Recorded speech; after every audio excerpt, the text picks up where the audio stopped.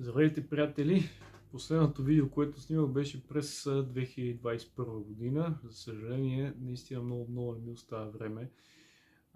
Имам наистина доста работа, а отделно от това и се занимавам с някакви лични неща, които понякога не ми позволяват да работя и да бъда достъпен винаги, за което, разбира се, извинявам и на клиентите.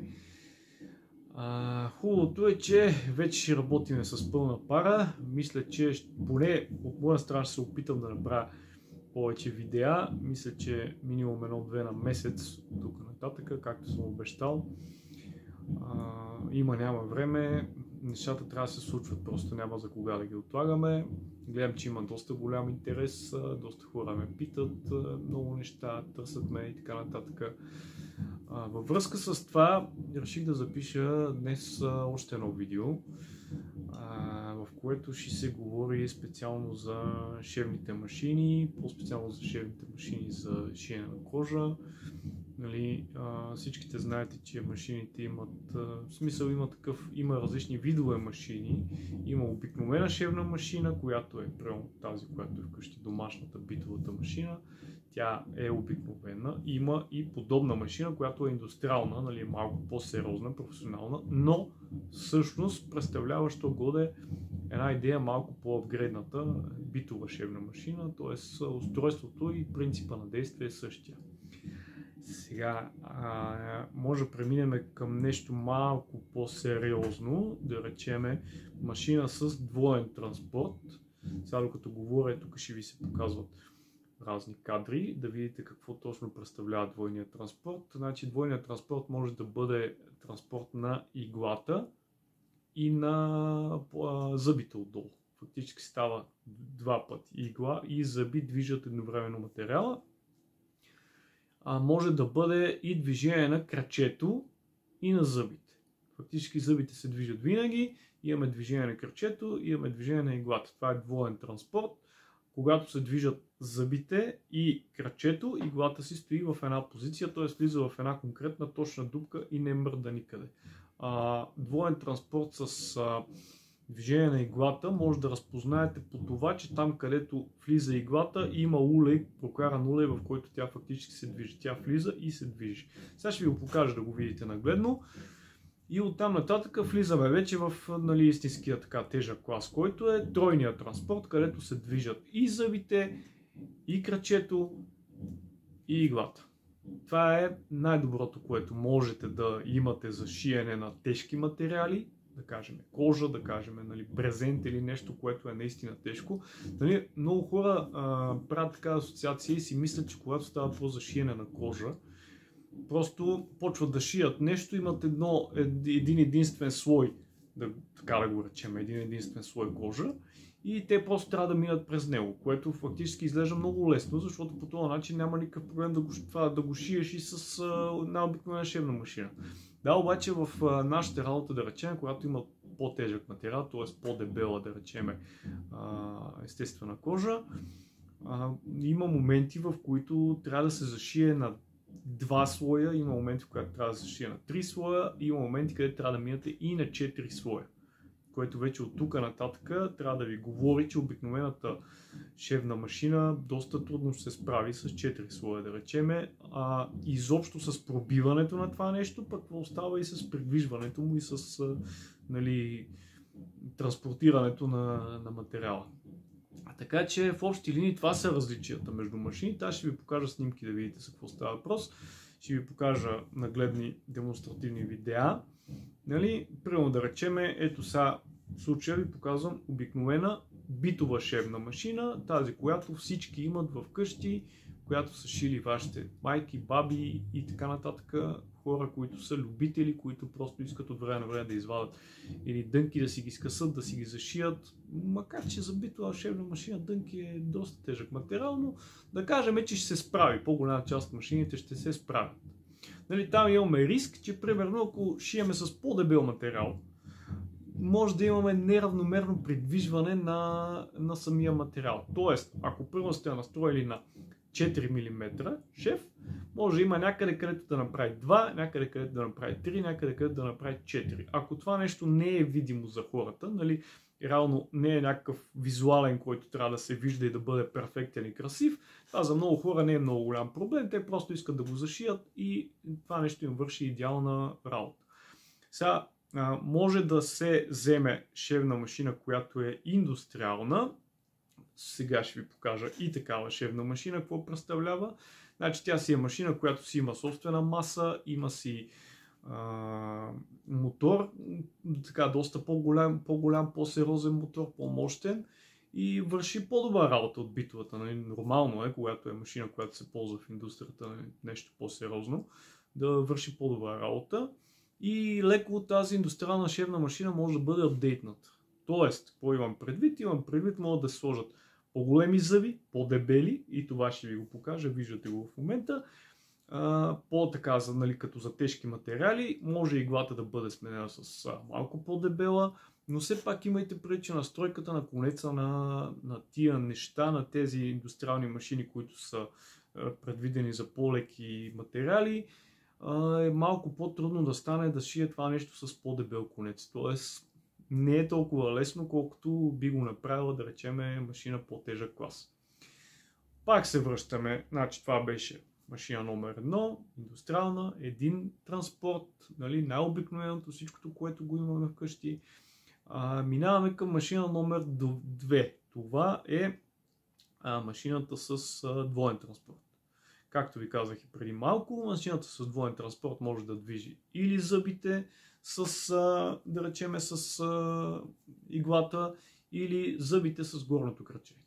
Фактически движи се или едното, или другото. По-добре става за по-тежки тъкани, става и на моменти, не на моменти, но в по-голяма част от момента, когато се шие, да речеме, кожа, върши добра работа това нещо.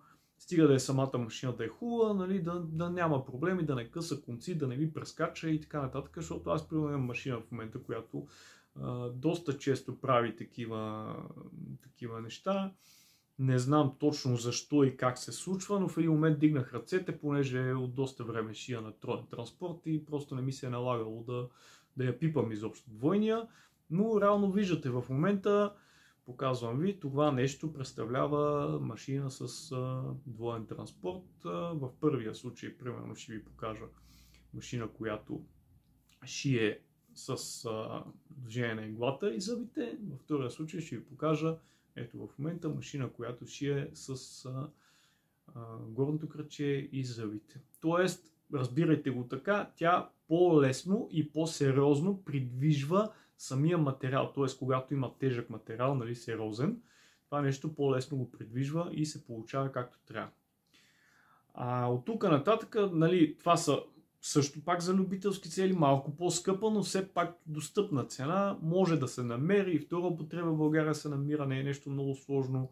Аз да речем, моята машина с двоен транспорт е текстима, която е най-обикновена и мога да ви кажа, че съм я купувал за нещо от порядъка на около 90 лева. Това говорим без маса, нали, и без кръчета, защото кръчета за тази текстима доста трудно се намират. Но все таки успях да намеря и кръчета, и да я подкарам, и върви, и шие, няма проблем. Но мен лично ме дразни и най-вероятно ще бъде заменена скоро. Сега, третия вид, който, нали, ви казвам, че е най-добрия, най-предпочитан и най-сериозният за шиене на тежки материали, това е тройният транспорт. Сега ще видите видео, ще видите какво представлява това нещо. Значи там вече няма проблем да има, те са пригодени да шият за по-тежки материали, по-сериозна е машината. Там вече няма да има проблем да шие с доста по-дебел конец, да прави, да речеме, шеф 8 мм или 1 см. Нали. За по-голяма част от случаите това звучи абсурдно, нали, няма смисъл да се ползва 1 см, но в крайна сметка има места, има моменти, където не е необходимо да се ползват, нали, нещо малко и ситно, защото ако става въпрос за шиене нещо по-дебело, по-тежко, някакъв декоративен такъв шеф, който изисква дебел конец и така нататък, 7-8 мм са окей.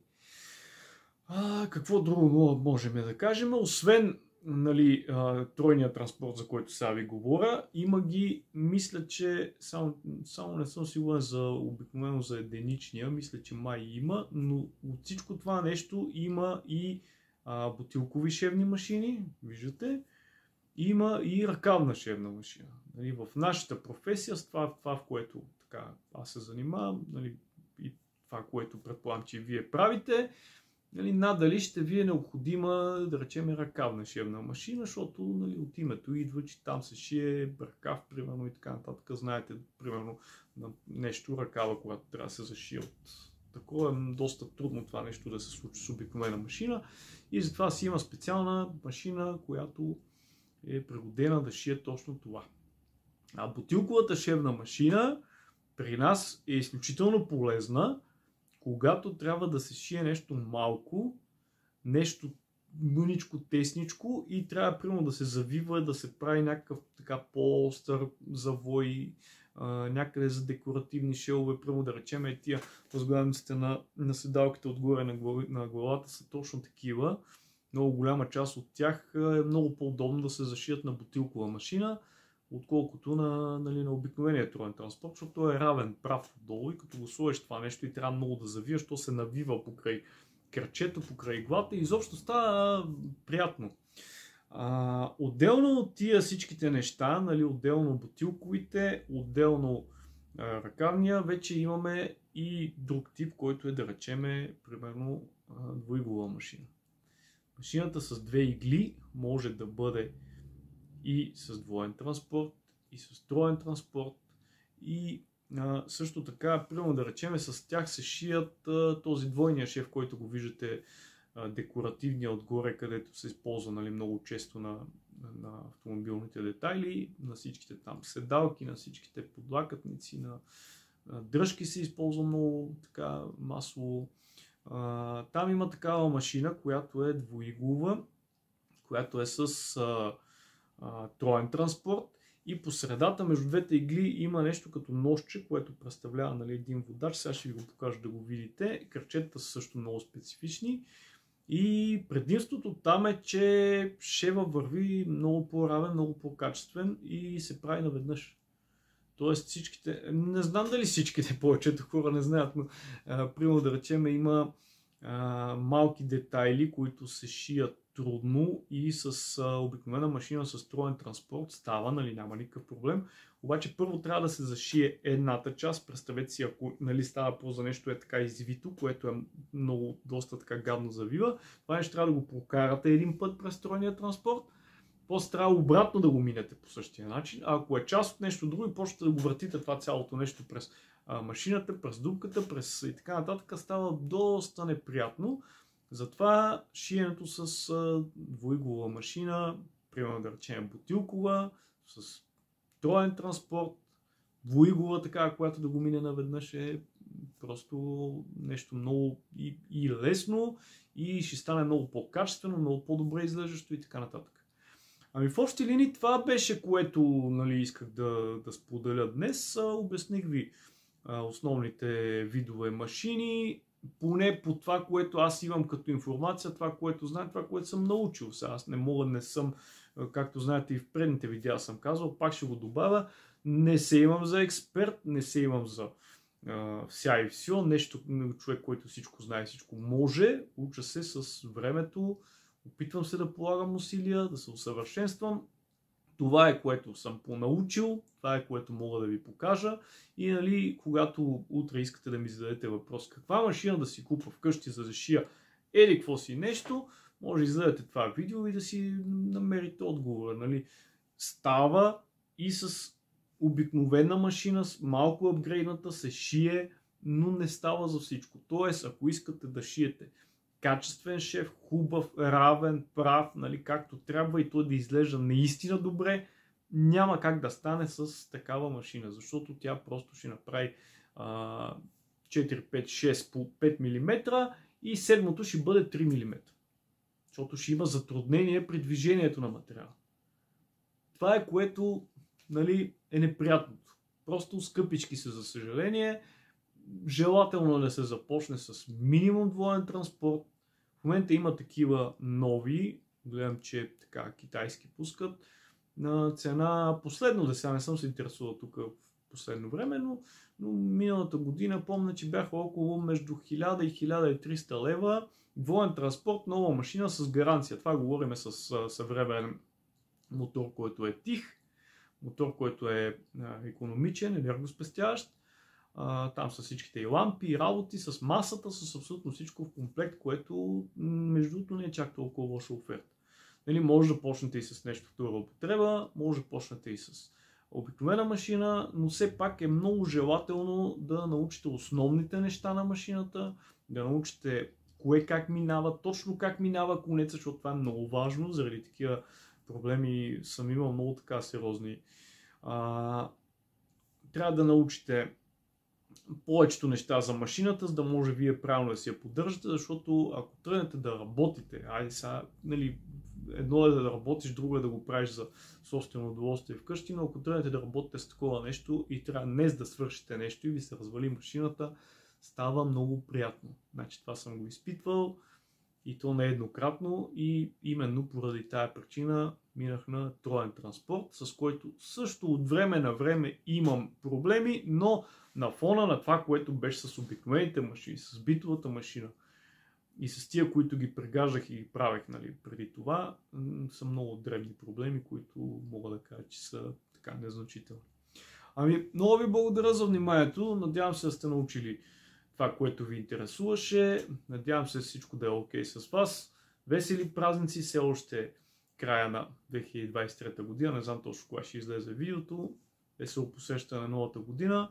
За финал на днешното видео искам да ви напомня, че долу в описанието под клипа ще намерите линкове към профилите на всичките ни социални мрежи, както моите лични, така и тези на фирмата, който иска да бъде в течение, да вижда какво правим, как го правим и така нататък. Може да ни последва, например. От мен чао, до нови срещи!